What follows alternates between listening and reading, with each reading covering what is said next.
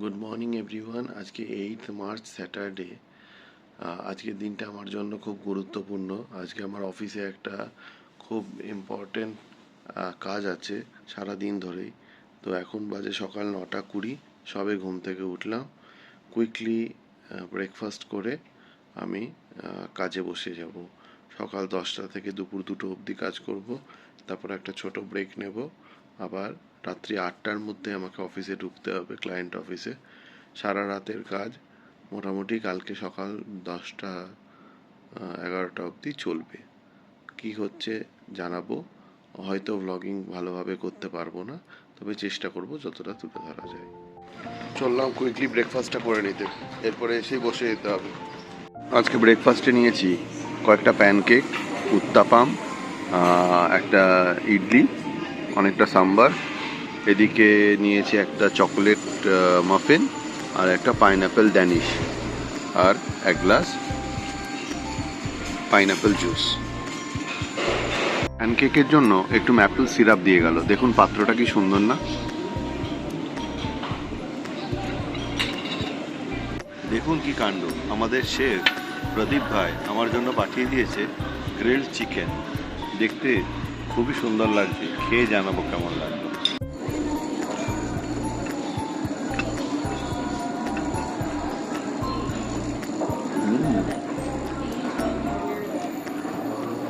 बहुत ही बढ़िया बना, দারুণ বানিয়েছে। কালকেও বানাতে চেয়েছিল, কিন্তু মুশকিল ছিল, কালকে খুব অফিসের তাড়া ছিল, তাই কালকে না বলেছিলাম।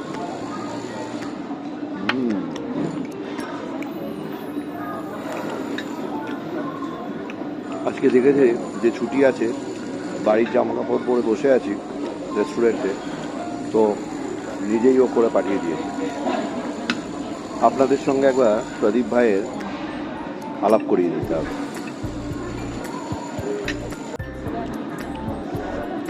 পুরো টেন্ডার জুসি মিট, খুব নরম চিকেন, খুব ভালো লাগছে।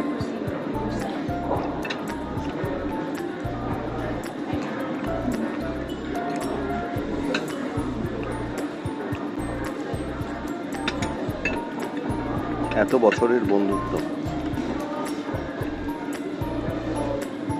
এই প্রদীপের সাথে।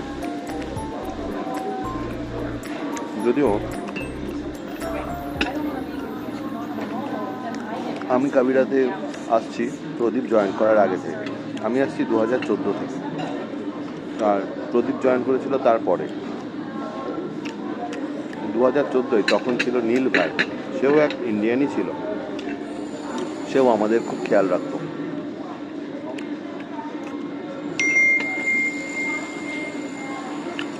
বাড়ি থেকে এত দূরে এখানে এসে এত ভালোবাসা,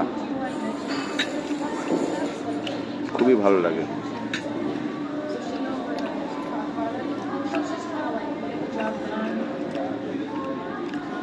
কিছুই না, একটু ভালোবেসে এদের সাথে কথা বলা। এরা বছরের পর বছর এখানে থাকে, সব সময় তো নিজের দেশের মানুষকে পায় না। আবার যখন যেই ফিরে পাওয়া মানুষটাকে তারা আগের থেকে চেনে, তখন তাদের ভালো লাগাটা আরও অনেক বেশি হয়।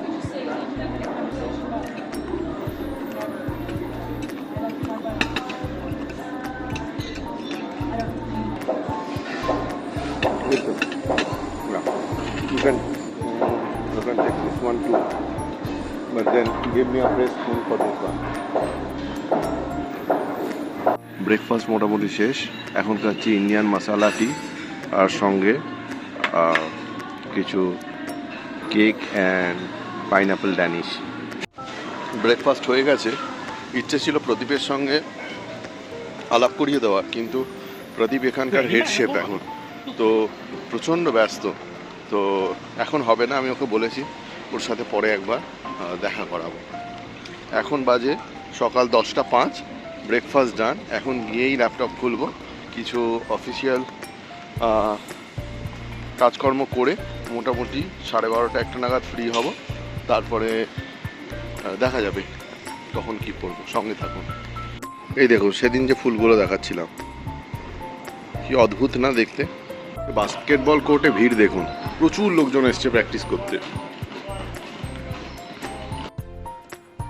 সেই সকাল 10টা থেকে এসে বসেছি অফিসের কাজে। এখন বাজে দুপুর 1:30, কাজ চলছে। বেশ কিছু প্রবলেম হচ্ছিল, তো সেগুলো এখন সর্ট আউট করে আমরা এবার এই 2-2:30 নাগাদ একটু রেস্ট নিতে যাব। আর সেই সন্ধে 8টা নাগাদ আমাদের অফিসের জন্য বেরোতে হবে। গাড়ি বলা আছে, গাড়ি অন টাইম চলে আসবে। আজকে সেরকমভাবে ব্লগ করার সুযোগ নেই, তাই একটু আজকে রুম টুরটুকুই দিয়ে দিই। বাজে দুপুর 2টো, সকালের কাজ মোটামুটি শেষ হয়ে গেছে। এখন একটু রেস্ট নেব, তারপরে বিকেল 6টা 6:30টায় উঠে ভালো করে চান করে খাওয়া দাওয়া করে একবারে অফিসের জন্য বেরোবো। রেস্টটা আজকে খুব ইম্পর্টেন্ট। এখন রেস্ট না হলে রাত্রের যে বিশাল বড় কাজ, সেটার জন্য এনার্জি আমি পাবো না। বাইরের এদিকের বারান্দার বাইরে দাঁড়িয়ে দেখছিলাম কীরকম খেলার প্র্যাকটিস চলছে। এখন খেলা শেষ হয়ে যাওয়ার পরে দেখুন কি সুন্দর মাঠটাকে মেনটেন করছে। লাইনগুলো যেগুলো মুছে গেছিলো সেই জায়গায় আবার নতুন লাইন দিচ্ছে। যাই হোক, যেটা দেখাও বলছিলাম, যে আমার উগান্ডার অ্যাপার্টমেন্টটা এই হলো রুম নাম্বার 205। এইটা হলো আমাদের অ্যাপার্টমেন্টে ঢুকেই বাঁদিকের যে দরজাটা, এটা হচ্ছে অরুণের ঘর। আর এই লিভিং ডাইনিং এরিয়ার শুরুতেই রয়েছে একটা বড় আয়রন করার টেবিল। প্রত্যেকটা অ্যাপার্টমেন্টে আয়রন থাকে। যদি কেউ শার্ট ট্রাউজার আয়রন করে নিতে চায়, এখানে তার ব্যবস্থা রয়েছে। এটা ছাড়াও হোটেলের তরফ থেকে লন্ড্রি ফেসিলিটি আছে। লন্ড্রিতে জামা কাপড় দিলে ওরাও লন্ড্রি ধুয়ে দেয়, কেচে দেয়, আর সুন্দর করে আয়রন করে ঘরে দিয়ে যায়। আচ্ছা, এইটা হলো একটা বড় ডাইনিং টেবিল। 6 জন মানুষ আরাম করে বসে খেতে পারে। ডাইনিং টেবিলের ওপারে রয়েছে একটা প্রকাণ্ড আকারের সোফা। এটা খুবই কমফোর্টেবল একটা জায়গা, যেখানে বসে টিভি দেখতে দেখতে অনেকটা সময় কাটানো যায়। আচ্ছা, এবার লিভিং ডাইনিংয়ে ওপারে রয়েছে একটা কাঁচের দরজা, যার বাইরে একটা ছোট্ট টেরেস এরিয়া।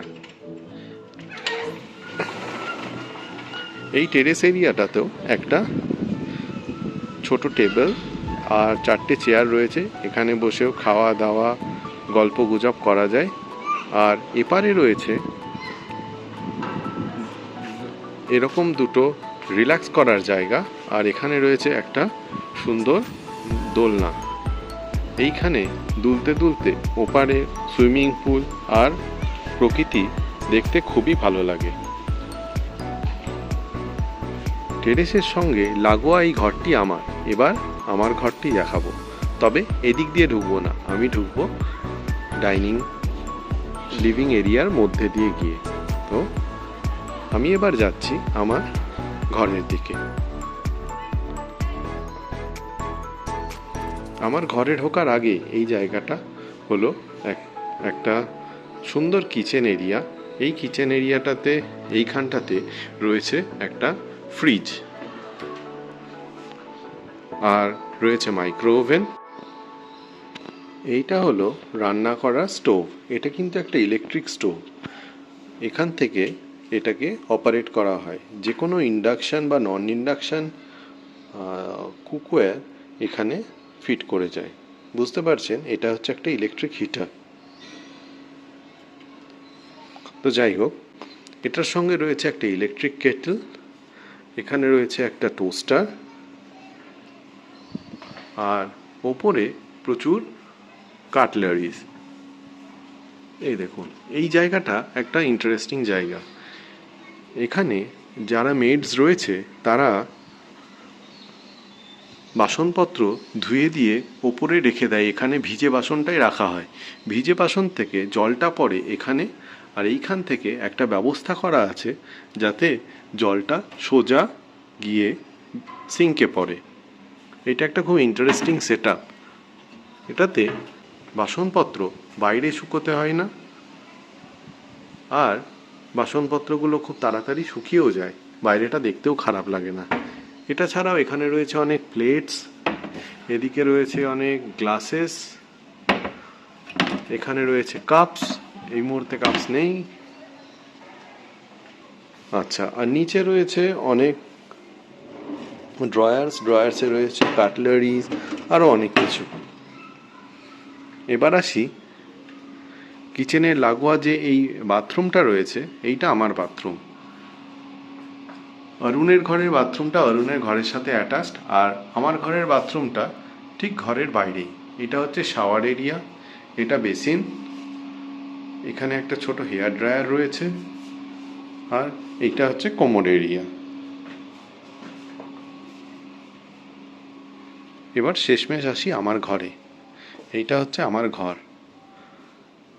এই ঘরটা অরুণের ঘরটার মতো অতটা বড় না হলেও এই ঘরটা চুজ করার পেছনে আমার কারণ হলো এইখানে ঘরের বিছানায় বসে আমি বাইরেটাকে দেখতে পাই, প্রচুর আলো ঢোকে, আর তাতে আমার খুব ভালো লাগে।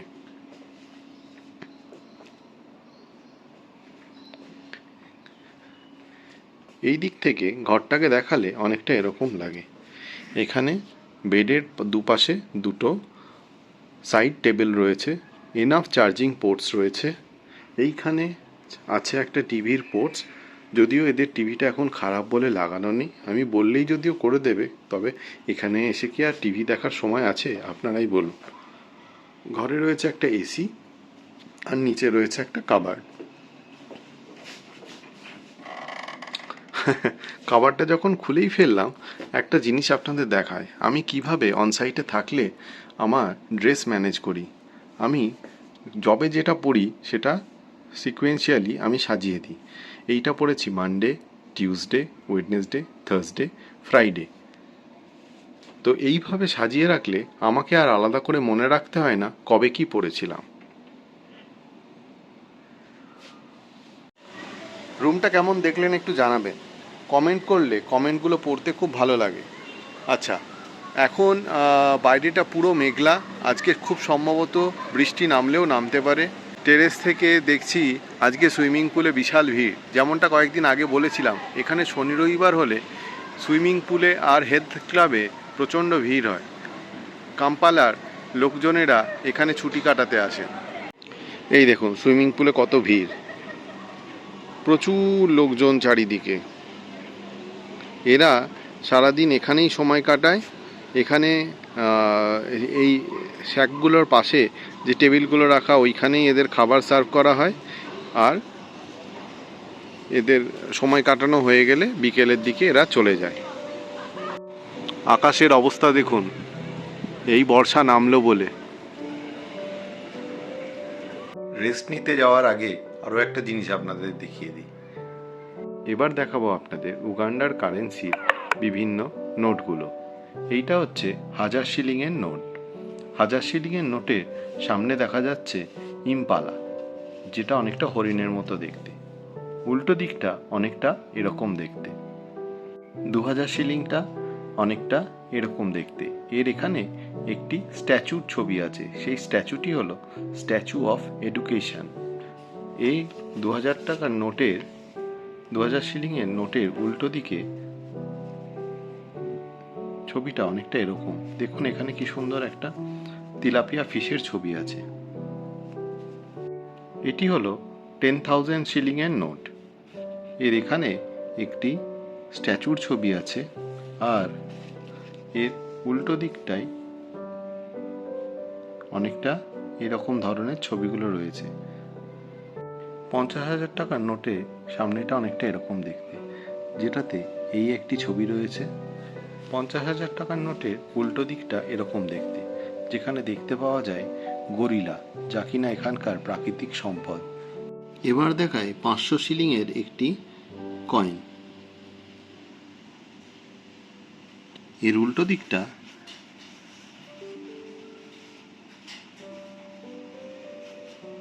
অনেকটা এরকম দেখতে। এটা 2019 সালের কয়েন।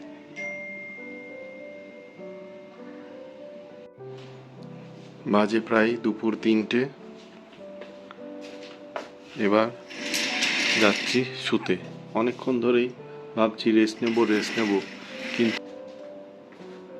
ঘরটা দেখুন, পর্দাটা টেনে দেওয়ার পরে একদম ঘুটঘুটি অন্ধকার হয়ে গেল। বৃষ্টির আওয়াজ শুনে বাইরে বেরিয়ে এলাম। উগান্ডার বৃষ্টিটাও খুব উপভোগ্য। চারিদিকে সোদা মাটির গন্ধ বেরোচ্ছে, আর টাপুর টুপুর শব্দ হচ্ছে বৃষ্টি পড়ার।